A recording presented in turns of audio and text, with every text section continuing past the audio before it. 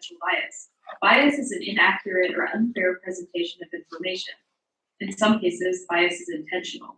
A group with its own agenda may sponsor research or information, and the sponsorship may influence the results. Bias can also be unintentional. A writer's perspective may prevent him or her from being able to see all sides of an issue. Sometimes you need unbiased facts to support your point, but other times you might want people's opinions, and that's okay, as long as you acknowledge the source's perspective in your own work.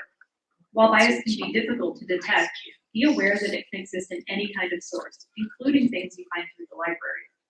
In the academic publishing world, books and articles go through a rigorous editorial process, in which an editor or group of scholars evaluate the work's quality. When it comes to journal articles, this process is called peer review. Peer review articles are considered high quality because the review process helps to filter out sources that are written by unqualified or biased authors. Finally, with any source, consider when it was published or last updated.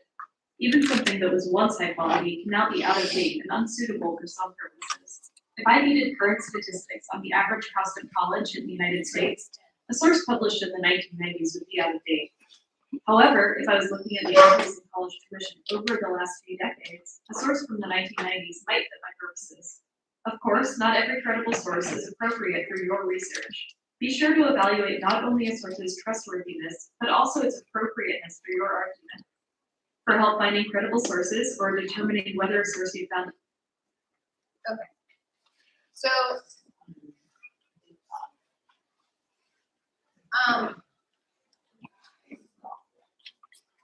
these are some ideas that you can look at: newspapers, magazines, podcasts like NPR. TED Talks are usually spoken by experts in that topic, which you can read their credentials. And that is a .com site, right? But anyway, those are the sites. So I will require you to have one database source. We're not going to worry about that today. We're going to, when you're ready, start your researching, and we're going to use a chart that I'm going to show you an example of. So let me.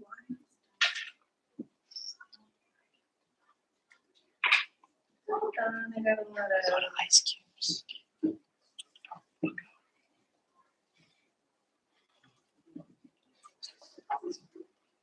I'm gonna find my, I want to show you my example. Well, I'll show you the blank one that I'm gonna do, but then I'll show you the example. So when you read, you're gonna download this research tracker.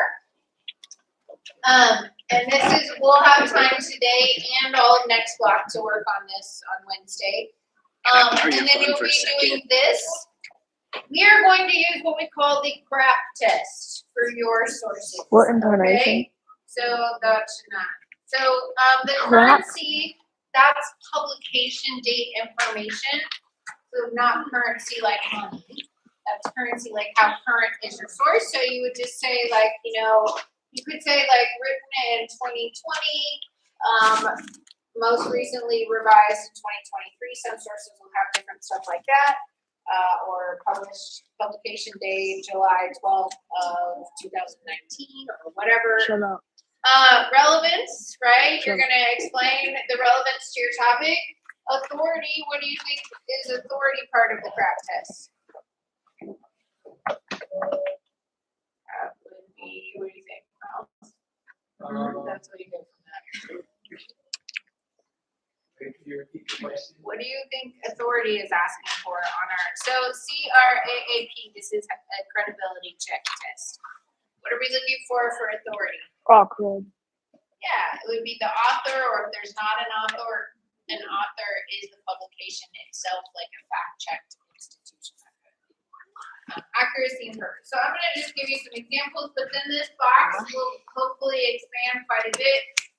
You are going to gather notes and important information from that. For now, this is really important. Please listen.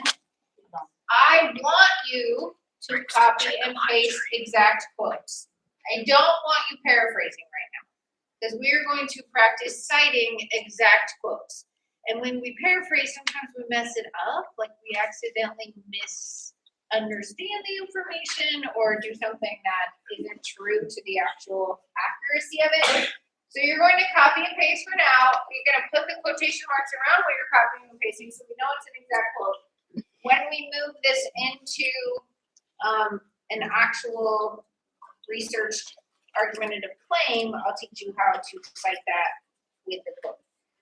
So this shows you'll do 3 sources, but not one has to be a database. You can have 2 from a database, but hopefully today you can at least get started on one. I wanted to show you an example. So hold on one second. I just have a lot of.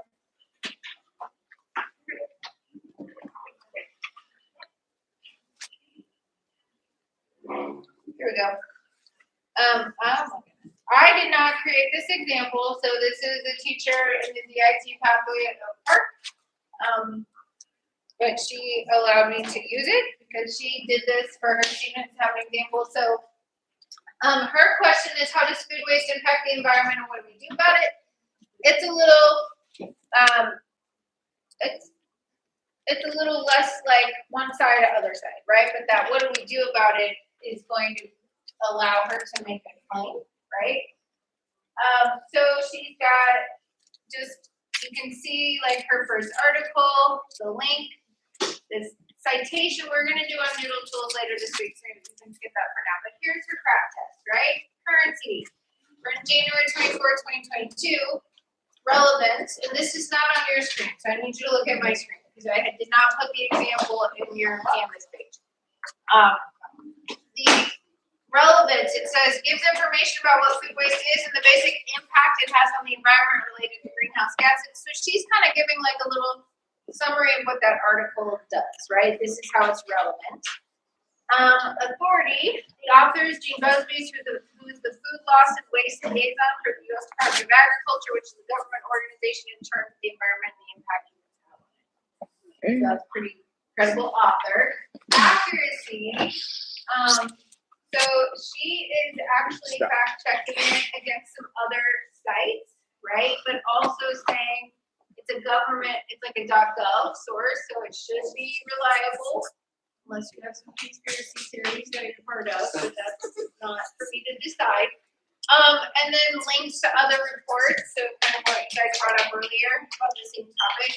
And then the purpose, to inform and educate the public on the impacts, right? So it's not really like giving a certain side or claim or stance. The point of view is just informative.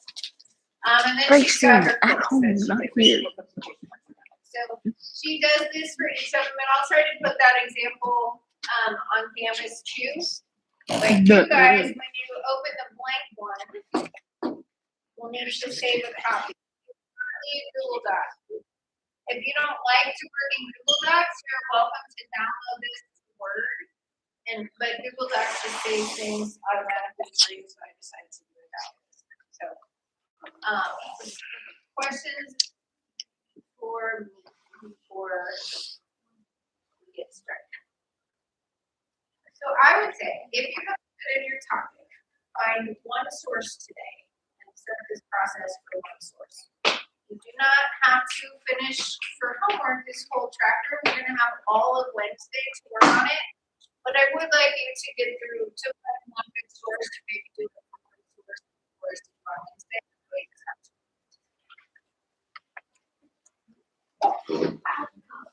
Okay, so I'm going to also touch base with you about your topic. So these last 22 minutes, I'm going to conference one-on-one for those of you who have submitted a topic.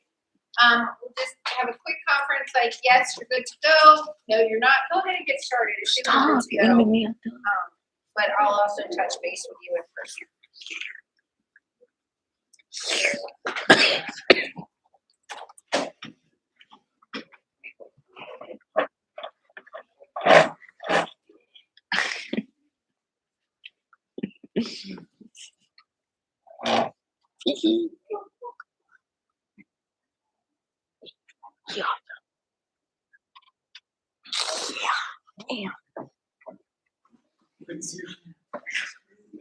You good? Dang, what happened? What you got up? What happened? They're laughing at you. Where do you go? No. Are y'all laughing at me? Oh. They stole the picture. That's what they're looking at. My channel's name is Ice Cube. And it looks like a cat. Dang. Never knew all that, Rooney. Join my mind. Yeah.